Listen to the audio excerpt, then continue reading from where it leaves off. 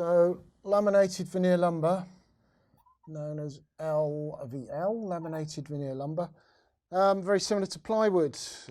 You produce a veneer. There's two ways of producing veneers. You can either have a log that you spin in a veneer lathe, and that comes off with a knife that is there. Let's just try and think. If the knife's there, it'd be going around that way, wouldn't it?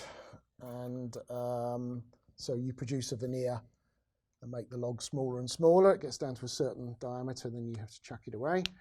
Or you can section to get veneers running this way. It's less common, but it can be done. And of course, what's going to happen here is the veneers are going to be different dimensions. So either way, you can make veneers from a piece of wood. And then with plywood, which I've already talked about, we lay up the lamellae 90 normally. I'm not aware that you do other angles. But with laminated veneer lumber, the veneers are all laid up with the same direction. So they would all look like this. And laminated veneer lumber can be used for sheets, but it's much more commonly used to make up sections like beams and this sort of thing.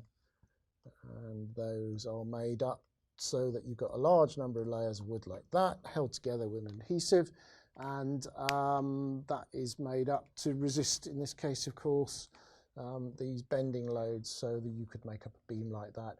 Or you can bond sections together.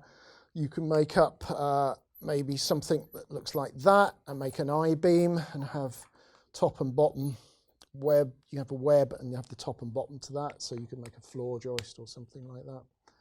So that's about all I'm going to say about LVL, I think.